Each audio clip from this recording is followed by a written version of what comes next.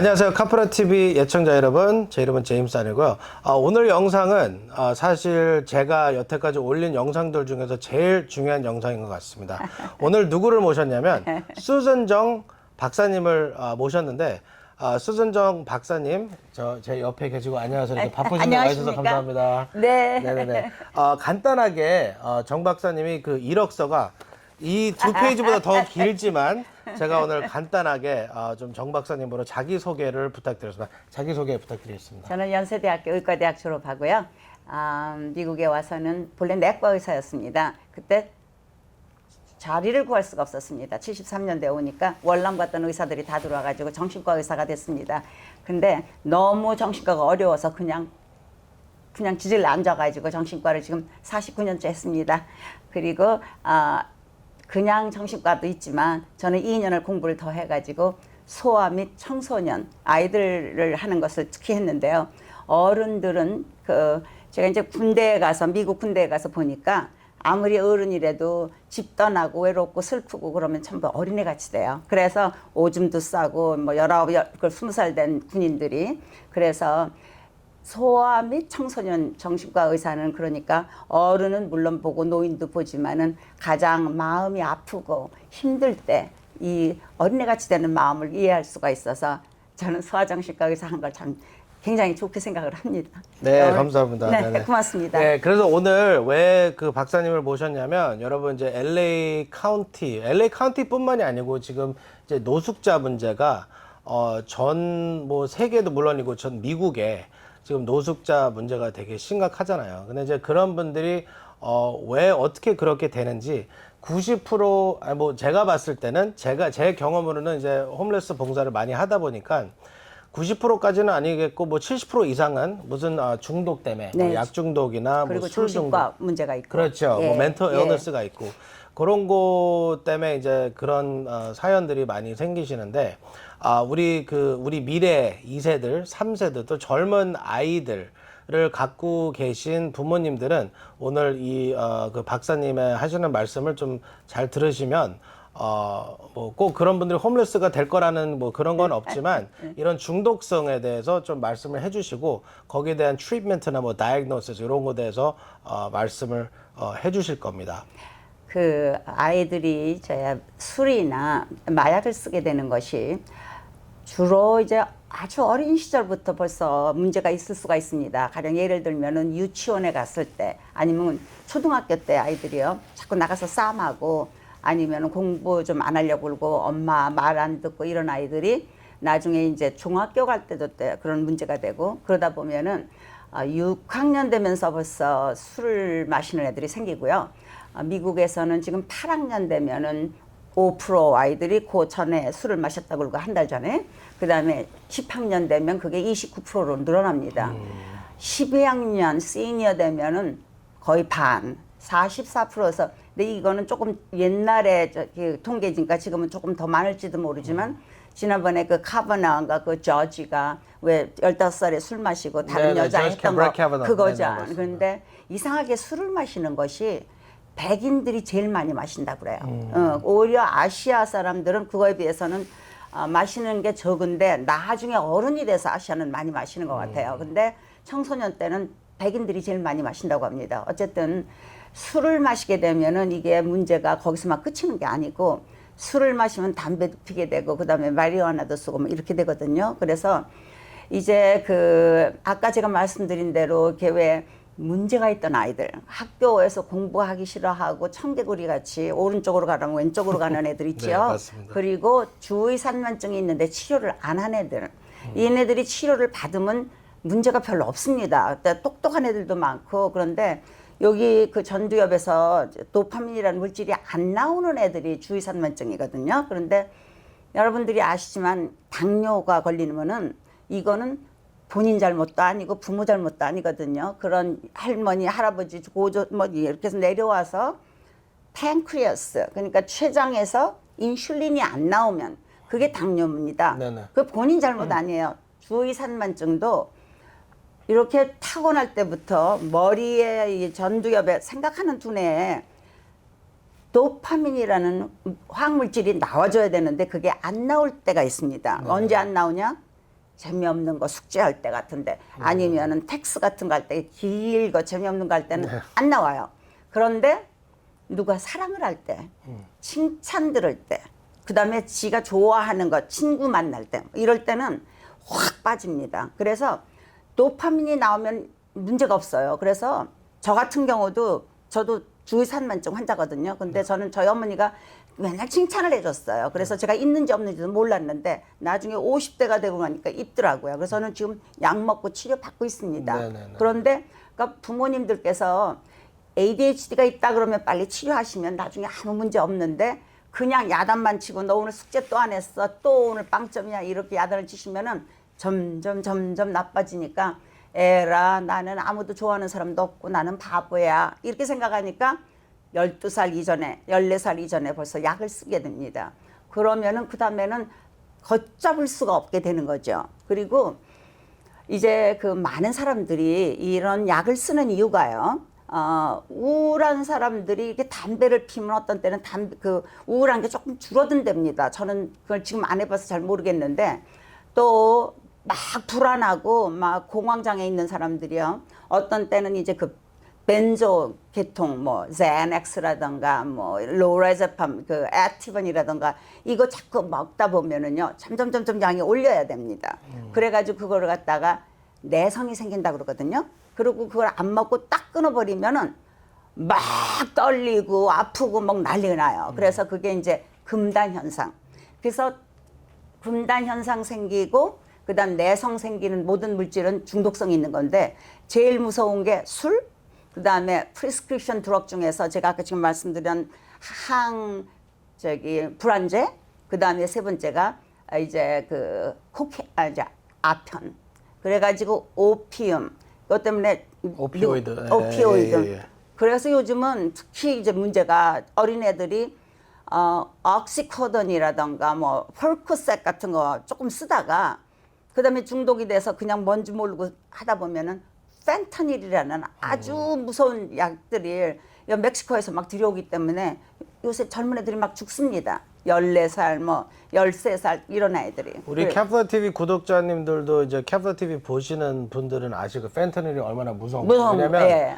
제가 이제 밤마다 이제 그 뭐 한인타운이나 네. 뭐 전국에 있는 뉴스를 들으면 펜터널로 과다복용으로 죽는 아이들이 LA 카운티만 해도 엄청 많아요. 그래서 오죽하면 LA 카운티 그 스쿨보드나 LA USD에서 그 뭐라죠 나르캔을 갖다가 네, 나르캔. 저기 이제 학교에다가 다 지금 갖다 놔야 설치한다고 돼요. 예, 큰 문제입니다. 네. 왜냐하면 그 나르캔이라는 건 뭐냐면 날록선이라는 약을 갖다가 여기다 코에다 뿌려가지고 지금 그 오피움으로 이렇게 죽어가는 사람들한테 그 뿌리면은 살아나거든요. 그래서 왜냐면 오피움이 들어가가지고 세포에 가서 이렇게 붙는 거를 갖다 나르캔이 가서 이렇게 딱 막아버려요. 그래서 살리는 약입니다. 그런데 이 펜타닐이 아주 보통 오피움 이거에 100배 됩니다. 네. 그래서 숨이 그냥 끊어져 버리는 거죠.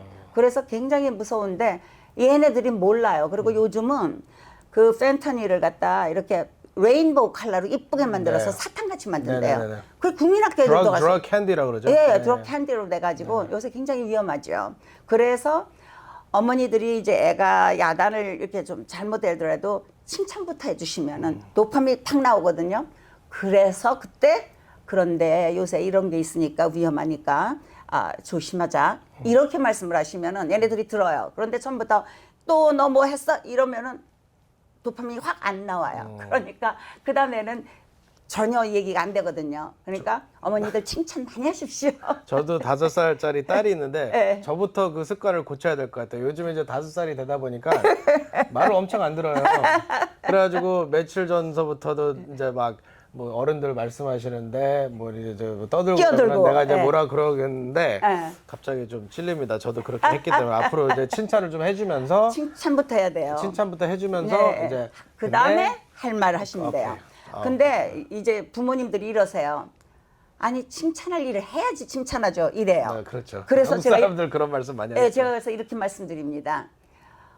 혹시라도 애들이 그 칭찬 들을 것부터 일을 하면은 부모님들은 굉장히 잘하는 애들만 칭찬하지 그렇게 해서는 도저히 칭찬 못하니까 대개 이제 7살짜리가 어떤 땐 5살 같이 행동을 하는 수가 많거든요. 네. 그러면 그럴 때 7살 같이 행동하면 그거 칭찬해 줘야 돼요. 너는 매일 아침에 일어나서 학교도 잘 가고 학교 가는 거 당연하지 이렇게 말씀하시는 게 아니고 네네. 그리고 제가 이제 부모님들한테 좀 칭찬을 해주시라 그러면 어떤 어머니는 이래요.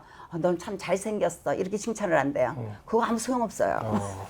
잘생겼어는 얘네들한테 지금 별로 그게 아니고 그거는 제너럴한 거거든요. 네.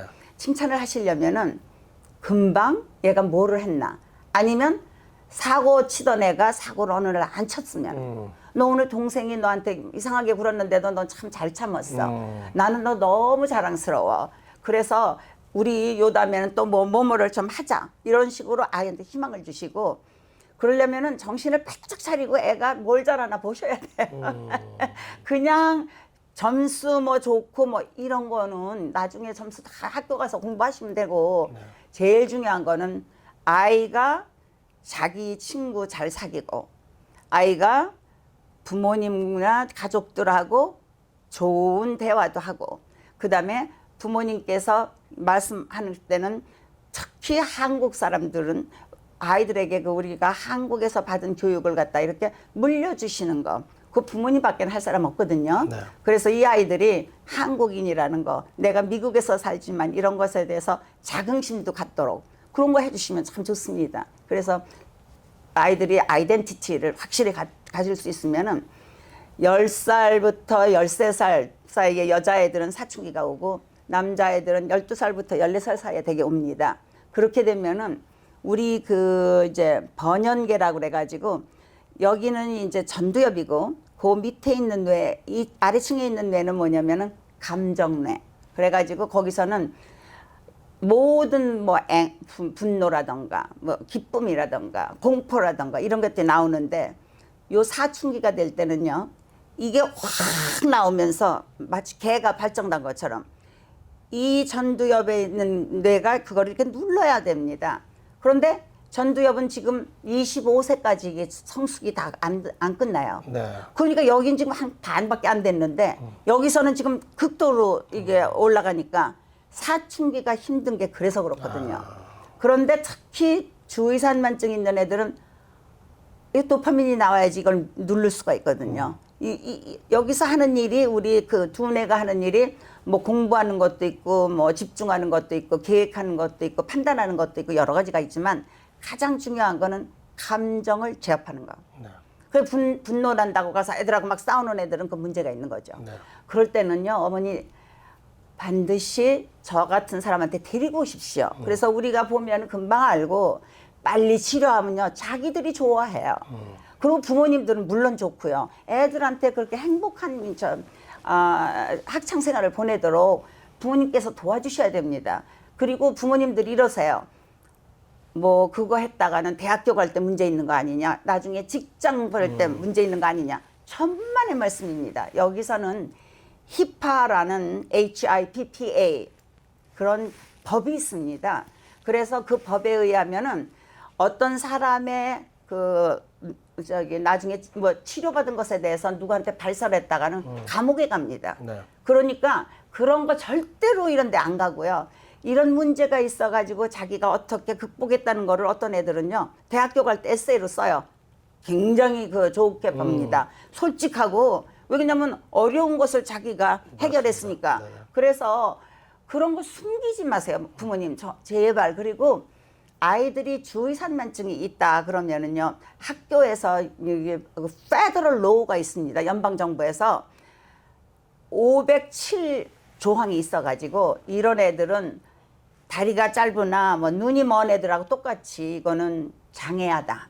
그러니까 디서빌리티가 있으니까 학교에서 얘네들을 위해서 특별히 도와주게 돼 있습니다. 네. 그래서 학교 사이콜로지스트가 얘네들을 전부 다 이제 검사를 해요. 교육, 그다음에 성격, 뭐 우울한 게 있나 이런 거 해가지고 부모님 오시라고 그러고 교육부에서 사람 오고 쫙 모여가지고 학생이 들어와도 되고요. 이제 어떻게 도와주는 게 제일 좋은지 선생님들하고 같이 의논합니다. 그래가지고 어떤 애들은 이제 얘는 혼자서 하기 힘드니까 뭐 누구를 옆에다가 뭐 에이드가 와 있어야 된다. 네. 아니면 얘는 숙제를 좀 덜 넣어줘야 된다. 그리고 얘는 수학은 또 딴 데 가가지고 따로 배워야 된다. 이렇게 해가지고요. 그리고 얘네들은 시험 칠 때 시간도 더 줍니다. 그리고 시끄러우면 안 되니까 조용한 데서 시험 치게 하고 이렇게 도와주는데요.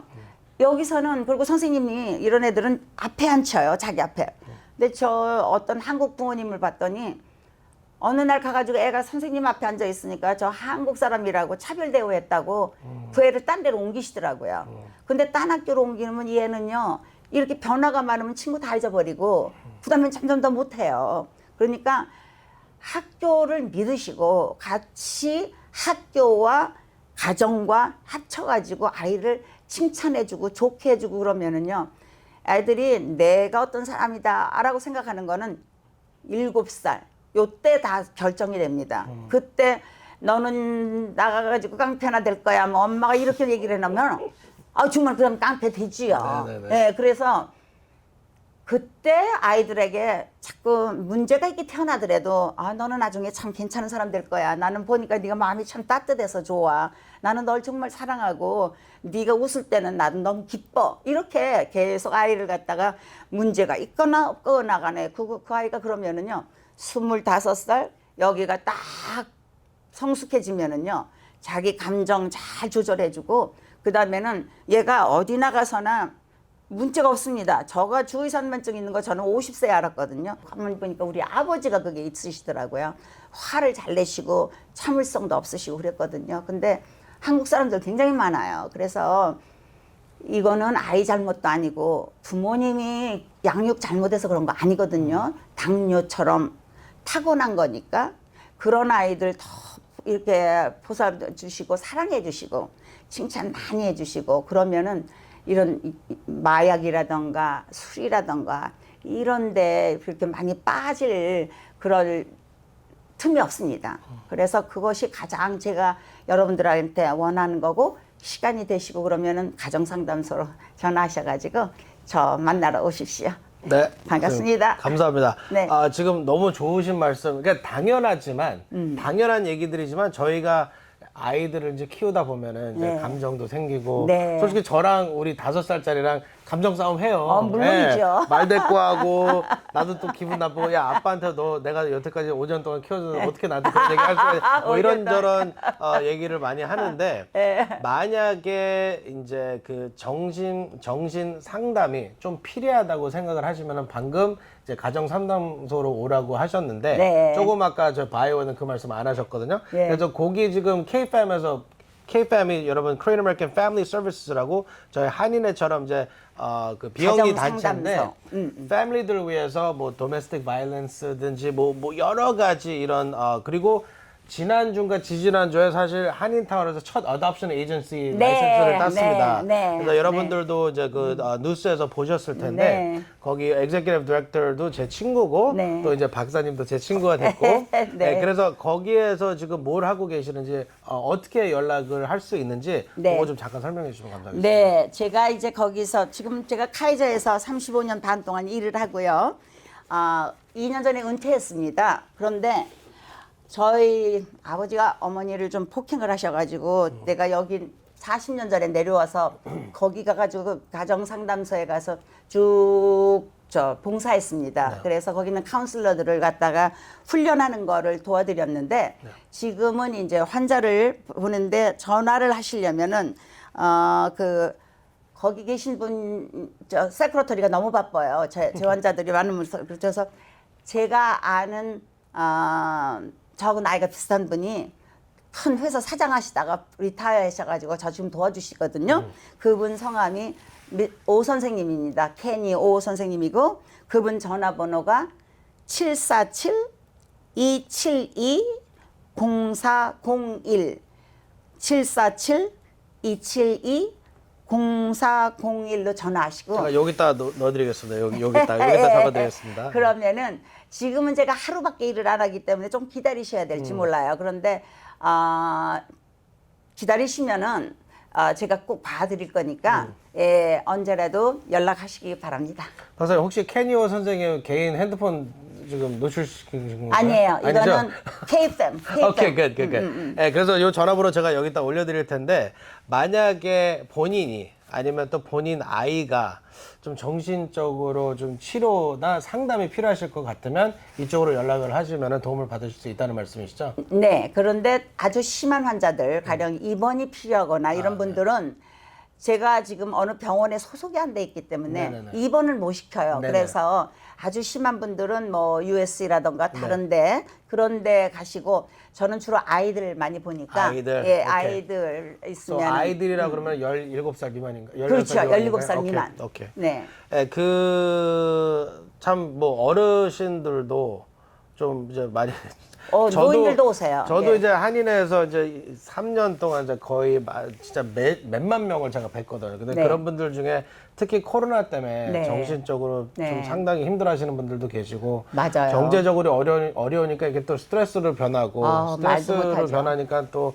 내 행동도 이상해지고 그럼요. 뭐 팬데믹 동안에 이혼하신 분들도 계시고 그럼요. 뭐 스파우스가 도망가신 분들도 계시고 제가 본 분이 그런 분이 네, 있었어요. 네, 예, 네. 예. 어저께 말씀하셨잖아요. 예. 예. 그래서 뭐 아이들도 뭐 갑자기 약에 빠진 애들도 있고. 예, 예. 그래서 근데 이제 우리 코리안 그 커뮤니티에서는 그 ADHD나 이제 그 멘토 장애가 있는 거를 뭐 물론 옛날 생각인지 모르겠지만 좀 많이 그 샤이하고 애들 아까 말씀하신 것처럼 애들이 만약에 뭐 이렇게 하면은 진짜 혼내는 것부터 시작을 해서 치료 내 아이는 멀쩡한데 왜 내 아이가 무슨 치료를 받아야 돼? 이런 얘기부터 하시는 분들이 많으셔가지고 미국은 또 틀리잖아요 그런 게. 아까, 그러려고 네. 오신 분들도 많으세요. 네. 여기는 네. 그런 사람들을 위해서 많이 예를 들어서 특히 그 자폐아 같은 경우는 네.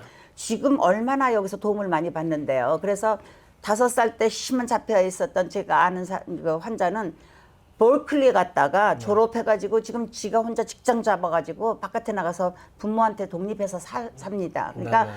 빨리 교육시켜가지고 잘 이게 해주면은 네. 요즘은 굉장히 자기 구실하거든요. 그러니까 뒤에다 숨기고 네. 그러다 보면은 아무 그 도움을 못 받으니까 네, 네. 이게 열어놔야 돼요. 네. 당뇨 환자 숨깁니까? 당뇨 네. 얘기 자꾸 하셔야 되잖아요. 예, 마찬가지예요. 당뇨하고 똑같다고 생각하시면 돼요. 왜냐면 정신병으로 여기 지금 홈레스 된 사람들도 많은데 1965년경에 이게 시골에 병원에 있던 뭐 정신분열증 환자나 이런 우울한 환자들을 그 존 F 케네디가 법을 내 가지고 다 이쪽으로 지번으로 이제 커뮤니티로 보냈습니다. 네네. 왜냐면 그때 또러진이라는 약이 처음 나왔어요. 네. 그 또러진이라는 약은 불란서에서 시작했는데 환자가 수술하고 나서 막 이럴 때는 그거 또러진을 주면은 가만히 있으니까 이게 터지지도 않고 네. 빨리 나아지는데 또러진을 줬더니 정신과 환자들이 소리 지르던 사람들 조용해지고 망상 있던 사람들 없어지고 이 할루시네이션 했던 거 없고 그래서 다 나왔는데 네. 그 사람들이 나오고 나서 계속 팔로업을 치료가 잘 안 된 사람들이 많아요. 그래서 미국의 지금 정신과 환자들은 2군데 중에 한 군데 있습니다. 하나는 감옥, 네. 또 하나는 길거리. 네. 왜 그러냐면 이런 환자들이 치료 안 받고 집에서 뛰쳐나오면 갈 데가 없거든요. 네. 그 범죄하면은 감옥. 네. 그러다가 그것도 안 그러면은 이제 마약하면서 길거리에 있는 거죠. 그래서 그런 사람들이 지금 큰 문제인데 부모님들께서 정신과 문제가 있으면은 야단치는 게 아니고 숨기는 게 아니고 당뇨병처럼 드러내놓고 빨리 치료해 주시고 그러면은 광명한 세상, 좋은 세상 얘네들이 정말 즐기면서 살 수가 있습니다. 여러분 잘 들으셨죠? 예, 우리 아이들 칭찬부터 하고 뭐 잘못한 게 있으면 물론 이제 이제 나중에 뭐 이렇게 가리키더라도 네. 일단은 칭찬부터 칭찬부터 나가는 하고. 거를 네. 레커멘드 하신다고 하십니다. 예. 예. 오늘 바쁘신데 나오셔서 너무 좋은 말씀 감사하고요. 아니요, 회장님이 더 바쁘십니다. 아유, 별 저보다. 말씀. 예. 그래서 한 번 갖고는 안 되겠죠. 한 번 더 모셔가지고 이제 좀 더 좋은 말씀을 듣고 싶은데 다음에 저희가 꼭 초대하면 꼭 와주시면 예, 물론이죠. 감사하겠습니다. 예, 네네, 고맙습니다. 감사합니다. 네네, 고맙습니다. 네, 오늘 캡슐 TV 스페셜 에디션 수준정 박사님 모셨는데 여러분들 특히 부모님들 보시는 분들 많이 배우셨는지 모르겠습니다. 저희는 다음번에 또 수준정 박사님 모셔서 또 아주 또 다른 인포메이티브하고 에듀케이션한 컨텐츠를 갖고 여러분들을 다시 찾아뵙겠습니다. 예, 감사합니다. 안녕히 계세요.